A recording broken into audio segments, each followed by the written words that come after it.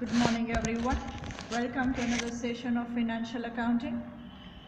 In the last session we have discussed example in which we have discussed journal entries and ledgers.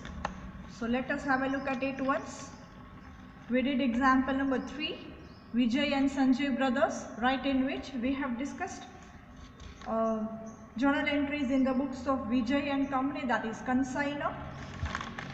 Then we have prepared ledgers in the books of consignor, so consignment account and consignee's account, that is Sanjay brothers account, along with the two important working notes, that is goods destroyed or abnormal loss and the valuation or calculation of closing stock. Before calculating the valuation, you need to consider number of units first, you need to calculate closing stock unit first, and then you can go with the valuation.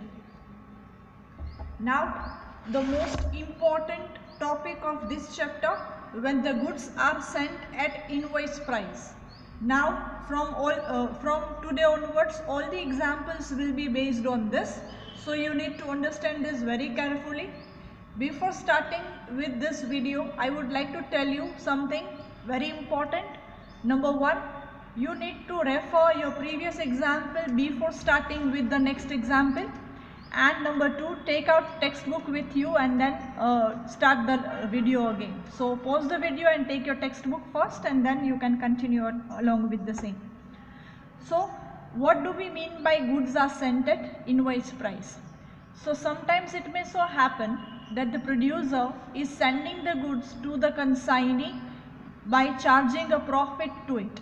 So that cost plus profit amount is called invoice price. જ્યારે producer કે manufacturer છે એ એની પડતર કિંમતમાં નફો ઉમેરી અને એ કન્સાઇનીને જ્યારે મોકલે છે ગુડ્સ, તો એ નફા ઉમેરેલી પડતર કિંમતને ઇન્વોઇસ પ્રાઇસ કહેવાશે, રાઈટ. ઇન્વોઇસ એટલે બિલ એવું કહી શકો. તો બિલમાં કઈ અમાઉન્ટ હોય? કોસ્ટ પ્લસ પ્રોફિટ જ હોય, right. So whenever the goods are sent to the consignee after adding profit to the cost price is called invoice price. Okay, અને પ્રેક્ટિકલ લાઈફમાં પણ આમ જ હોય છે, ક્યારે કોસ્ટથી ગુડ્સ સેન્ડ ન કરે, ઓરાઈટ, એની જે એકચ્યુઅલ પ્રાઇસ છે એનાથી જ ગુડ્સ સેન્ડ થશે અને અકોર્ડિંગલી એનું કેલ્ક્યુલેશન ચાલુ થશે. So invoice price means the cost price of goods plus profit. ગુડ્સની કોસ્ટ પ્રાઇસમાં તમે પ્રોફિટ એડ કરો એટલે તમને તમારી ઇન્વોઇસ પ્રાઇસ મળશે, right. Next, when the goods are sent after adding profit to the cost price, it is said that the goods sent at invoice price. તમે જે પડતર કિંમતે માલ મોકલો છો એ પડતર કિંમતમાં તમે નફો ઉમેરી અને પછી જે રકમ મળે એ રકમે માલ મોકલો છો, તો એને કહેવાશે જે જ્યારે તમે માલ છે ઇન્વોઇસ પ્રાઇસથી મોકલશો, right. So the goods sent and closing stock both will be at invoice price. તમે જે ગુડ્સ મોકલો છો એ ઇન્વોઇસ પ્રાઇસ પર હોય, રાઈટ. તો એમાંથી જેટલો સેલ કરી નાખો એ પણ ઇન્વોઇસ પ્રાઇસ પર હોય, તો જે બચે એ ગુડ્સ પણ કઈ વેલ્યુથી શો થતો હોય? ઇન્વોઇસ પ્રાઇસથી. એટલે આપણે એવું કહી શકાય કે તમે જે ગુડ્સ મોકલો છો એ અને ક્લોઝિંગ સ્ટોક બંનેમાં પ્રોફિટ એડેડ હોય છે, right. As closing stock is a part of goods sent only. Closing stock કોનો પાર્ટ છે? તમે જે ગુડ્સ મોકલેલો છે એમાંથી જ બચેલી વસ્તુ છે. So that is considered as that only. Whenever the goods are sent at invoice price, the goods sent and closing stock both are recorded in invoice price in the ledger, and profit included in the same is recorded at the opposite side in consignment account. અહીંયા આપણે add કરી દઈ in consignment account, right. તો consignment અકાઉન્ટમાં શું કરવાનું? તો કે ગુડ્સ સેન્ટ અને ક્લોઝિંગ સ્ટોક બંને કઈ વેલ્યુથી થશે? ઇન્વોઇસ પ્રાઇસથી લખવાનું રહેશે, કેમ કે તમે જે વેલ્યુએ માલ મોકલો છો એ જ વેલ્યુ અહીંયા આવશે, right.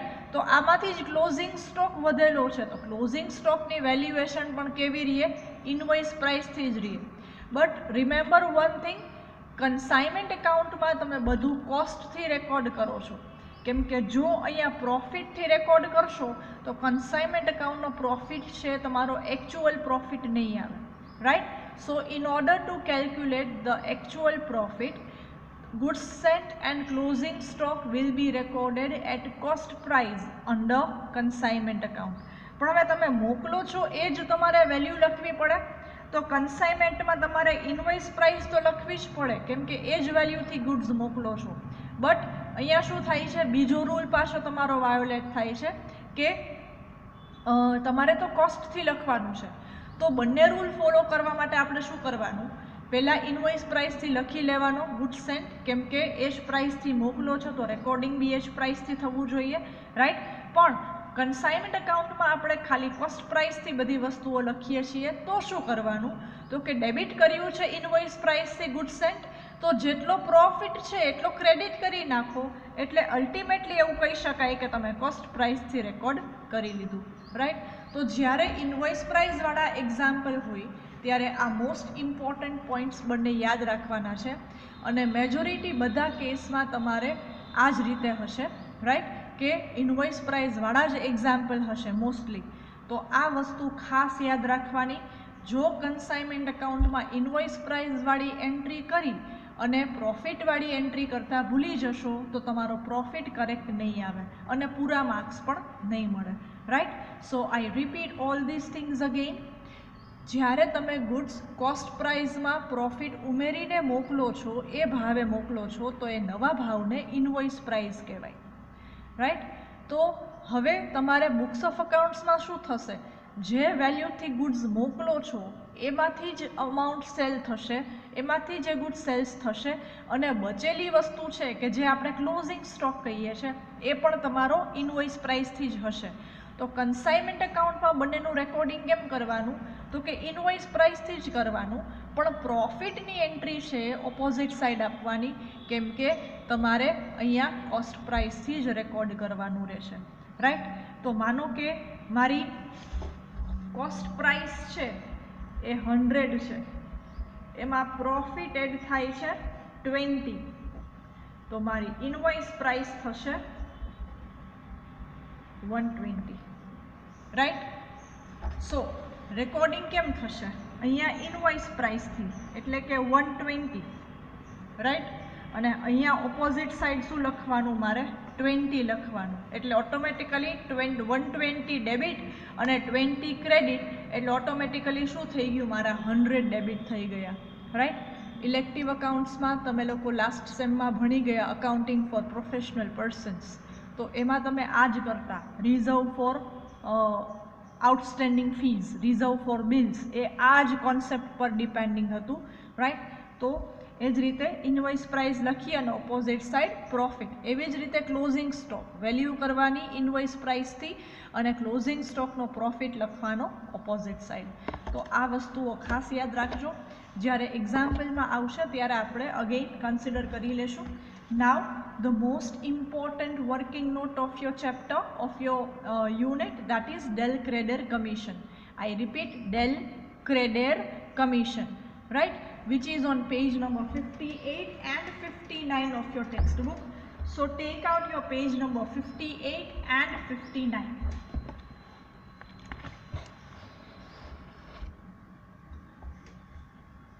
So I am just starting the reading.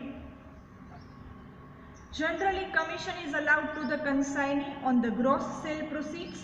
The consignee does not undertake any responsibility for bad debts in case of credit sales.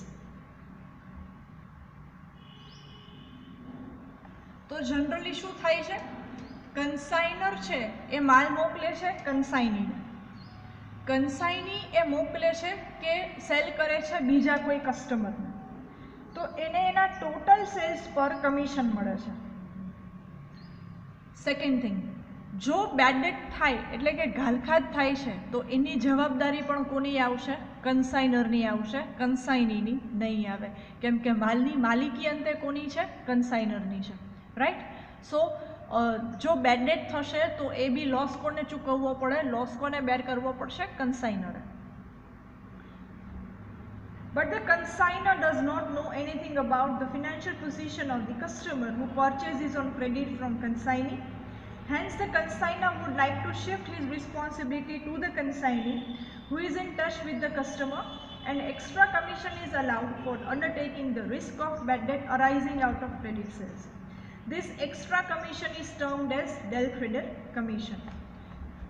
તમને યાદ હોય તો આપણે એક ફોર્મેટ કર્યું હતું ફર્સ્ટ સેશનમાં. Let me check it out. This one. જો મિસ્ટર એ ગુડ્સ મોકલે છે મિસ્ટર બીને, તો મિસ્ટર એ છે કન્સાઈનો અને મિસ્ટર બી છે કન્સાઈની. અને મિસ્ટર બી કોને સેલ કરે છે? બીજી પાર્ટીઝને સેલ કરે છે. ઘણા બધા વ્યક્તિઓ હોઈ શકે કે જે એના રેગ્યુલર કસ્ટમર બી હોઈ શકે અને રેન્ડમ કસ્ટમર્સ બી હોઈ શકે, રાઈટ. તો માનો કે સેલ્સ ઇન્ક્રીઝ કરવા માટે મિસ્ટર બી છે ને એ ક્રેડિટ સેલ્સ કરે છે, ઉધારીથી માલ વેચે છે. તો આ કેસમાં શું થશે? માનો કે મેં 1 લાખ રૂપીઝનો ગુડ સેલ કરેલો છે અને આ પાર્ટી મને ખાલી 80,000 જ પે કરી શકે એમ છે, તો 20,000નો લોસ બેર કરવો પડશે, રાઈટ. એ લોસ કોણ બેર કરશે? મિસ્ટર એ, કેમ કે માલની માલિકી કોની છે? મિસ્ટર એની. આ પાર્ટી પાસેથી જે કેશ મળશે મિસ્ટર બીને, એ કેશ કોને ચૂકવી દેશે? મિસ્ટર એને. It means mister A has to suffer a loss of rupees 20,000 because of this credit sale done by Mr. B. તો અહીંયા શું થશે? આવું ન થાય એટલા માટે મિસ્ટર એ શું કરશે? એ જવાબદારી મિસ્ટર બીને આપી દેશે કે પૂરેપૂરી રકમ વસૂલવાની જવાબદારી મિસ્ટર બીની. જો ઘાલખાદ થાય છે તો એ પણ કોને બેર કરવાનું? મિસ્ટર બીએ સહન કરવું પડશે. એ લોસ મિસ્ટર બીએ સહન કરવો પડશે, રાઈટ. તો આ આખા અરેન્જમેન્ટ માટે મિસ્ટર એ એને રેગ્યુલર કમિશન તો આપે જ છે, પણ ક્રેડિટ સેલ્સ ઉપર એક્સ્ટ્રા કમિશન આપે છે, જેને કહેવાશે ડેલ ક્રેડિટ કમિશન. જ્યારે આ કમિશન મળે છે મિસ્ટર બીને, ત્યારે શું થશે? ક્રેડિટ સેલ્સની રકમ વસૂલવાની પૂરેપૂરી જવાબદારી કોની? મિસ્ટર બીની. તો હવે માનો કે આ ડેલ ક્રેડિટ કમિશન અલાઉ થયા પછી જો અધર પાર્ટી છે એ હમણાં જ જે વાત થઈ કે 1 લાખમાંથી ખાલી 80,000 પે કરી શકે છે, તો એ 20,000નો લોસ કોને થશે? મિસ્ટર બીને થશે. તો પાર્ટીએ ભલે મિસ્ટર બીને 80,000 આપ્યા, પણ મિસ્ટર બીએ એને કેટલા આપવા પડશે? પૂરેપૂરા આપવા પડશે 1 લાખ, રાઈટ. સો આ પૂરા કન્સિડરેશનને ડેલ ક્રેડિટ કમિશન કહેવાશે ઓન ક્રેડિટ સેલ્સ. એટલે કે જો ક્રેડિટ સેલ્સ થાય છે અને બેડ ડેટ્સ અરાઇઝ થાય છે, તો એ બેડ ડેટ્સનો લોસ કોણ સફર કરશે? Mister B, right. Look at the text book once again. When del credit commission is allowed to consignee, he pays the full amount of credit sales and bears the bad debts if any. In such a case, no entry passed for bad debts in the books of consignor. હમણાં જ આપણે વાત થઈએ, mister બી ઉધારીમાં માલ વેચે છે 1 લાખ રૂપિયાનો અધર પાર્ટીને. એ પાર્ટી ખાલી 80,000 જ ચૂકવે છે, 80,000 જ પે કરે છે. તો કેટલાનો લોસ થયો? કેટલાનો બેડ ડેટ્સ થયો? 20,000નો થયો. But mister A is paying Mr. B a del credit commission on credit sales. Extra commission is paid on credit sales to the consignee, right? So in that case, other party પાસેથી ભલે 80,000 મળ્યા, પણ mister BA mister એને કેટલા ચૂકવવા પડશે? પૂરેપૂરા 1 લાખ ચૂકવવા પડશે, રાઈટ. અને આ ક્રેડિટ સેલ્સના બદલામાં એને એક્સ્ટ્રા કમિશન મળે છે. તો દર વખતે એવું નથી થતું કે બેડ ડેટ્સ થાય, રાઈટ. પણ ક્રેડિટ સેલ્સથી શું થશે? જો ક્રેડિટ સેલ્સ તમે ઓપ્શન આપો છો કસ્ટમર્સને, તો તમારું સેલ્સ ઇન્ક્રીઝ થશે. સેલ્સ ઇન્ક્રીઝ થાય તો બંને પાર્ટીને બેનિફિટ થશે. કન્સાઇનરનો પ્રોફિટ વધશે અને કન્સાઇનીને વધારાનું કમિશન મળશે. આ રીઝનથી ક્રેડિટ સેલ્સ કરવાનો આગ્રહ વધારે હોય છે. પણ ક્યારેક ક્રેડિટ સેલ્સમાં બેડ ડેટ્સના ચાન્સ રહે છે. તો જો ડેલ ક્રેડિટ કમિશન ચૂકવવામાં આવતું હોય, તો એ બેડ ડેટ્સ કોને સફર કરવાનું? Mister BA. બેડ ડેટ્સનું રિસ્ક અને લોસ કોને સફર કરવાનો? મિસ્ટર બીએ, એટલે કે કન્સાઇનીએ. તો પાર્ટી પાસેથી ભલે ઓછી અમાઉન્ટ મળે, પણ મિસ્ટર બીએ એટલે કે કન્સાઇનીએ કન્સાઇનરને તો પૂરી રકમ ચૂકવવાની રહેશે, right. Next at the text book.